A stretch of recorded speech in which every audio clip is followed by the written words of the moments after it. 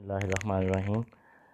Radio drama کے حوالے سے آج پیش ہے اس کا دوسرا لیکچر۔ تو پچھلے لیکچر میں ہم نے بات کی تھی ریڈیو ڈرامہ میں کردار نگاری کے حوالے سے، کردار نگاری تک بات ہو گئی تھی۔ آج ہم اس سے آگے انشاءاللہ بات کریں گے۔ تو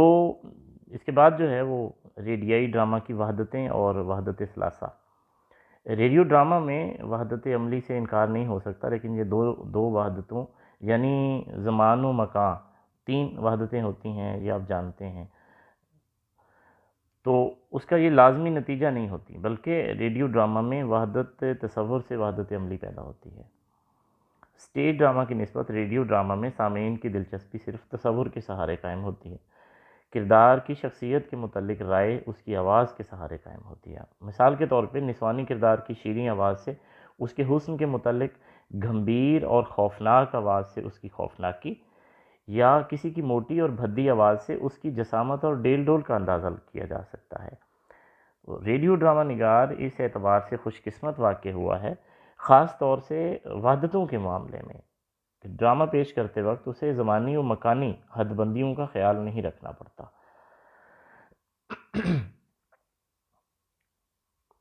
کرداروں کی حرکات و سکنات، اب یہ اس کے آگے جو تفصیل ہے، تو دستک دینے، اوپر نیچے آنے جانے، ریل، ٹرام، کار، ہوائی جہاز، بحری جہاز، نیز ممالک اور غیر ممالک آمد و رفت پر کوئی پابندی نہیں۔ یعنی ریڈیو ڈرامہ میں ان حوالوں سے کہ آپ کردار کو بیرون ملک لے جانا چاہتے ہیں، تو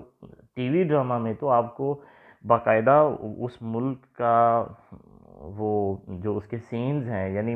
مناظر آپ کو دکھانا پڑتے ہیں۔ یہاں ایسا نہیں ہے، یہاں آپ ایک لمحے میں، پلک جھپکنے میں آپ سرحد کے اس پار چلے جاتے ہیں اور آپ واپس بھی آ جاتے ہیں۔ نیز اس کے ساتھ سمندر کی لہروں کا شور، ہوا کی شائیں، ریل کی آواز، شور، سیٹیاں، اسٹیشن کا منظر، دستک کی آواز، سیڑھیاں اترنے چڑھنے کا عمل، یہ صوتی ریکارڈ کے ذریعے سامعین تک پہنچا دیا جاتا ہے۔ یعنی اس میں وہ اس کی جو ویژولائزیشن ہے اس کی ہمیں ضرورت نہیں پڑتی۔ اس کے بعد ہے پیانو کا ایک نغمہ، وقت کی ٹوٹتی ہوئی رگوں کا تصور پیدا کرے گا۔ زمان و مکان کی ان سہولتوں نے بقول سرن شرما ڈرامہ نگار کو یہ توفیق بخشی ہے کہ تقابل کا ڈرامائی حسن پیدا کرنے کے لیے وہ اپنے کرداروں کو جس سے چاہے جہاں چاہے ملا سکتا ہے، اور مناظر و حوادث کو جس پر تخیل ترتیب میں رکھنا چاہیے رکھ سکتا ہے، یعنی جس ترتیب پر بھی وہ اس تخیل کو رکھنا چاہے رکھ سکتا ہے۔ روایتی ڈرامہ نگار کی طرح وہ وحدت کی پابندیوں میں گرفتار نہیں ہے، وہ زمان و مکان کے معاملہ میں اس قدر آزاد ہے جس قدر افسانہ نویس اور ناول نگار آزاد ہوتے ہیں۔ ریڈیو ڈرامے کے ایک اور مبصر نشر ڈرامے کی زمانی و مکانی وحدتوں سے یہ مراد لیتے ہیں کہ جہاں بھی اور جس وقت بھی پیش آئے، ڈرامے کی براڈ کاسٹ کے وقت سامعین کو یہ محسوس ہونا چاہیے کہ سب کچھ ایک ہی مقام پر وقوع پذیر ہو رہا ہے، اور ان کے کانوں کے پردوں پر حالات و واقعات ایک ایک کر کے روانی اور تیزی سے گزرتے چلے جا رہے ہیں۔ اسی اتحاد کو سہولت سے قائم رکھنا ہی ڈرامہ نویس کا فرض ہے، اور اس کو مکان و زمان کی وحدت کہتے ہیں۔ اس کے بعد صوتی اثرات کی اہمیت جو ہے ریڈیو ڈرامہ کے حوالے سے، مکالمے ڈرامے کا جزو ضرور ہیں، لیکن ریڈیائی ڈرامہ میں تو ہر قسم کے اظہار کا واحد ذریعہ ہی مکالمے، یعنی مکالمے ڈرامے کا جزو تو ہیں، بلکہ ڈرامہ ہوتا ہی مکالموں کے اس کی بنیاد پہ ہے۔ تو ریڈیو ڈرامہ میں ان کی اہمیت اور زیادہ ہو جاتی ہے۔ تو اس میں بھی کرداروں کی جذباتی گفتگو، ان کے جذبات کا ہیجان، اتار چڑھاؤ، کسی شدید یا معمولی نوعیت کی جذباتی ڈرامائی حالت کا اظہار بھی مکالموں کے علاوہ صوتی اثرات سے کیا جاتا ہے۔ یعنی مکالموں کے ساتھ ساتھ جو اس میں اور چیز مددگار ہوتی ہے وہ صوتی اثرات ہیں، آواز کے تاثرات ہیں۔ مکالمے بعض اوقات اتنی وضاحت نہیں کر پاتے جتنی کوئی جو آواز ہے یا صوتی اثرات ہیں وہ کر سکتے ہیں۔ ایک ہوشیار فنکار صوتی اثرات سے وہ کام لے سکتا ہے جو مکالموں سے نہیں لیا جا سکتا۔ ماحول کی کیفیات کی تفصیلات، یعنی صوتی اثرات کس کس حوالے سے پیش ہو سکتے ہیں، یعنی جہاں جہاں آپ کا مکالمہ بے بس ہو جاتا ہے وہاں پھر آپ صوتی اثرات سے کام لیتے ہیں۔ جنگل، بیاباں، مرغزار، پرندوں کے چہچہے، ندی کے بہاؤ کی آواز، پہاڑوں پر برف گرنے کا منظر، جنگل میں شیروں کی دھاڑ، مختلف چرند پرندوں کی آوازیں صوتی اثرات کے ریکارڈ سے نشر کی جا سکتی ہیں، یعنی یہ چیزیں مکالموں سے تو ادا نہیں ہو سکتی۔ صوتی اثرات سے واقعہ نگاری کا کام لیا جا سکتا ہے، یعنی کس حد تک یہ مفید ہو سکتے ہیں۔ مثال کے طور پہ کسی کردار کا دروازے پر دستک دینا، موٹر سٹارٹ ہونے کی آواز، بازار میں کسی لڑائی جھگڑے یا دنگا فساد کے مواقع کی آوازیں۔ اسی طرح صوتی اثرات سے تمثیلیت کا کام بھی لیا جا سکتا ہے، مثلا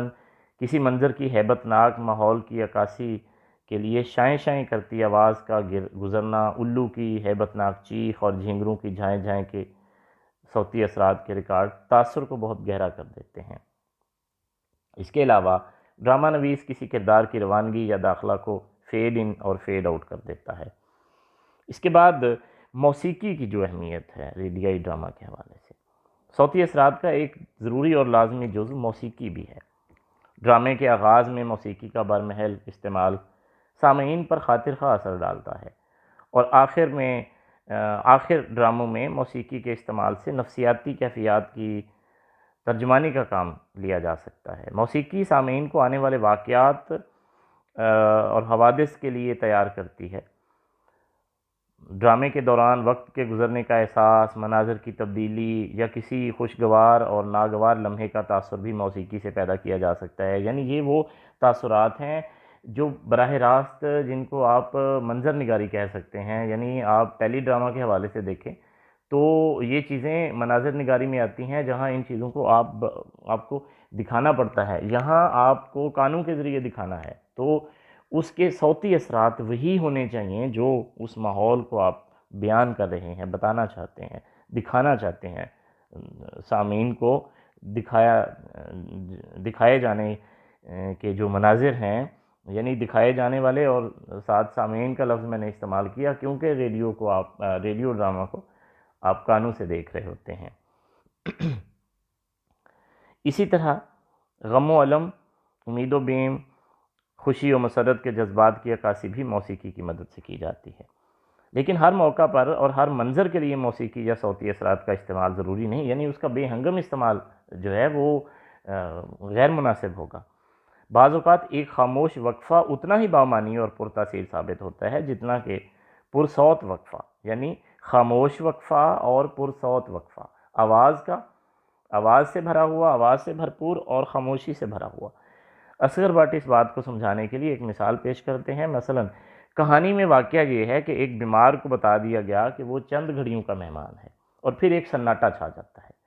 جس میں وہ دور سے بھاری قدموں کی اچاپ سنتا ہے جو آہستہ آہستہ قریب آتی جاتی ہے، اور پھر دروازہ کھولتا ہے کوئی۔ یہاں سناٹے کا چھانا اس سے 1000 درجہ بہتر ہے کہ کسی قسم کا آواز کا ریکارڈ بجا دیا جاتا ہے، جو گو بعد میں اس مثال میں بھاری قدموں کی چاپ اور دروازہ کھلنے کی آواز بھی شامل ہے، لیکن سناٹے کا جو تاثر ہے اسے یہ آوازیں توڑ نہیں سکتی۔ موت کی خاموشی طاری تھی، اس کیفیت کو دکھانے کے لیے ایک پرمعنی وقفہ ہی تمثیل کو کامیاب بنا سکتا ہے، نہ کہ موت کے قدموں کی آہٹ۔ خاموش وقفہ اکثر کرداروں کو اجاگر کرتا ہے اور ان میں زندگی کی حرارت پیدا کرتا ہے۔ اس کے بعد جو اہم ترین چیز ہے اردو ریڈیائی ڈرامہ میں، وہ ہیں اس کے مکالمے کے بغیر ڈرامے کا تصور ہی پیدا نہیں ہوتا۔ مکالموں سے کرداروں کی کشمکش اور تصادم کی وضاحت کا بھی کام لیا جاتا ہے، یعنی مکالمے تو ظاہری بات ہے کہ ڈرامے کی جان ہوتے ہیں، تو مکالموں سے صورتحال کا بھی اندازہ ہوتا ہے اور وحدتوں کی پابندی کو بھی پورا کرتے ہیں۔ شگفتہ، سلیس اور رواں زبان میں لکھے ہوئے مکالمے زیادہ پسند کیے جاتے ہیں، کیونکہ ادق زبان میں لکھے ہوئے مکالمے علمی و ادبی بحث یا مقالے و مناظرے کا حصہ تو معلوم ہو سکتے ہیں، لیکن زندگی کے ڈرامے کا حصہ نہیں بن سکتے۔ یہ یاد رکھیں کہ ڈرامہ چاہے وہ ریڈیو ہے، چاہے اسٹیج ڈرامہ ہے، چاہے ٹیلی ڈرامہ ہے، یہ عوام کی دلچسپی یا ان کے ذوق مزاج کو ہمیشہ مد نظر رکھ کے لکھا جاتا ہے، یا اس میں ان کی دلچسپی ہی اس کی مقبولیت کا فیصلہ کرتی ہے۔ سو اس کا مخاطب عوام ہوتے ہیں، عوام میں آپ کے ہر قسم کے لوگ شامل ہوتے ہیں، یعنی اپنی ذہنی سطح کے اعتبار سے، اپنی تعلیمی قابلیت کے اعتبار سے، اپنے پیشوں کے اعتبار سے، اور اپنی پسند اور ناپسند کے حوالے سے جو ان کا مزاج اور طبیعت ہے، تو اس میں آپ کا مخاطب یا ڈرامہ نگار کا مخاطب جو ہے وہ کوئی ایک خاص طبقہ نہیں ہوتا کہ بہت پڑھا لکھا اور گاڑھی زبان اور اس کو سمجھنے والا ہو وہ، تو وہ چونکہ عام لوگوں کے لیے ہوتا ہے، اور عام لوگوں کے ذوق اور ان کی خاص طور سے جو تفہیم ہے، زبان کی تفہیم، اس کو مد نظر رکھ کے لکھا جاتا ہے۔ اس لیے اس میں وہ جو ایک وہ ادبی اس کا وہ ہے نا انداز، یا ادبیت کی جو اس میں جھلک ہے، وہ اتنی ضروری نہیں ہوتی جتنی اس کی سادگی اور سلاست جو ہے وہ زبان کی، وہ اہم ہے کرداروں کے مکالموں کے حوالے سے۔ ریڈیو ڈرامے میں مکالموں کی حیثیت اور اہمیت دو چند ہو جاتی ہے، کیونکہ ریڈیو ڈرامہ میں ہلکی سے ہلکی اور چھوٹی سے چھوٹی حرکت کا اظہار بھی مکالمے کے ذریعے کیا جاتا ہے، کیونکہ تمام تر انحصار آپ کا مکالموں پہ ہوتا ہے۔ اس میں مناظر تو ہے نہیں، سو دیکھنے والوں کی، یعنی کانوں سے دیکھنے والوں کی، سننے والوں کی جو دلچسپی ہے اس کو قائم رکھنے کے لیے اور ان کو ساتھ شامل کرنے کے لیے یہ بنیادی چیز ہے کہ آپ کے مکالمے جاندار ہوں۔ مثلاً کہانی میں ایک موقع پر سلیم اپنے کمرے میں بیٹھا ہے، اسے کمرے سے اٹھ کر اشرف کے کمرے میں جانا ہے۔ ایسے مواقع پر اگر ڈرامہ نگار قدموں کی چاپ سے ظاہر کرتا ہے تو مقصد پورا نہیں ہوتا، مطلب اس کی کوئی تمہید نہیں ہے اس عمل کی، کہ محض قدموں کی چاپ ہمیں یا سننے والوں کو یہ کیسے پتہ چلے گا، کیسے معلوم ہوگا کہ یہ الف بے جیم کوئی بھی جو ہے کردار وہ یہاں سے اٹھ کے کسی دوسرے کمرے میں جا رہا ہے، جبکہ ٹیلی ڈرامہ میں اس تفہیم کے لیے، یعنی اس کی تفہیم کے لیے یہ جو تمہیدی جو اس کے وہ ہوگا، جملہ ہوگا، مکالمہ ہوگا، اس کی ضرورت پیش نہیں آئے گی، کیونکہ وہ جو ناظرین ہوتے ہیں وہ دیکھ رہے ہوتے ہیں، اور وہ ایک کمرے سے دوسرے کمرے میں جانے کا جو منظر ہے اس میں کوئی ایسی وہ پیچیدگی نہیں ہے کہ جس کو سمجھنے کے لیے اس کے ساتھ کوئی کسی غیبی آواز کا اظہار جو ہے وہ پایا جاتا ہو یا پایا جانا ضروری ہو۔ تو یہاں اسے کمرے سے اٹھ کر اشرف کے کمرے میں جانا ہے، ایسے مواقع پر اگر ڈرامہ نگار قدموں کی چاپ سے ظاہر کرتا ہے تو مقصد پورا نہیں ہوتا، اور سامعین سمجھ نہیں پاتے جب تک وہ کردار مقصد اور چلنے کی سمت متعین نہ کرے، اور اس کو ظاہر کرنے کے لیے وہ اپنے آپ سے یہ کہے گا، یعنی سلیم یہ کہے گا کہ اٹھوں ذرا اشرف کی مزاج پرسی کر رہا ہوں، کچھ نہیں تو گپ شپ ہی رہے گی۔ اس کے مکالمے کے بعد، یعنی اس مکالمے کے بعد اگر قدموں کی آواز کا ریکارڈ بجا دیا جاتا ہے تو وہ بامانی ہوگا، یعنی یہ تمہیدی جو مکالمہ ہے اس کی ادائیگی کے بعد قدموں کی چاپ یہ ظاہر کرے گی، جو سامع ہوگا وہ خود بخود آگے چل کے دوسرے کمرے میں چلا جائے گا، یعنی ان قدموں کے سہارے سے، چونکہ اس نے وہ اس کی جو اس کا ابتدائی مکالمہ ہے اس نے سنا ہوا ہے، تو اس کے بعد جو اگلا منظر ہے وہ خود بخود اس پہ واضح ہو جائے گا۔ اس سے مکالمے سے صوتی اثرات گہرے ہونے کے علاوہ دوسرے واقع یا آنے والے منظر کی جھلک بھی مل جائے گی، یعنی اگلا منظر جو آنے والا ہے وہ اب جو گفتگو اشرف کے کمرے میں ہوگی، سلیم اور اشرف کے درمیان، یہ اس کے لیے ایک راہ ہموار ہو جائے گی، اور یہ اس کا ابتدائیہ یہیں سے مل جائے گا۔ سرن شرما کے بقول مکالموں ہی کے ذریعے ڈرامہ نگار کردار و واقعات کے تانے بانے بنتا ہے، اور ان کے استعمال سے ڈرامہ صنف ادب کی حیثیت حاصل کرتا ہے۔ مختصر یہ کہ مکالمے اپنے اندر جہان معنی پوشیدہ رکھتے ہیں۔ ڈرامہ نگار مکالموں میں آواز کے صوتی اثرات، لفظوں کے تلازماتی مناسبات اور ان کے مفہوم سے بیک وقت کام لے سکتا ہے۔ تو یہ ہمارا ریڈیو ڈرامہ کے حوالہ سے جو ہے وہ اپنا تکمیل کو پہنچا یہ لیکچر، یہ اس کا دوسرا حصہ، تو اس کے ساتھ ہی اجازت دیجیے، اللہ حافظ۔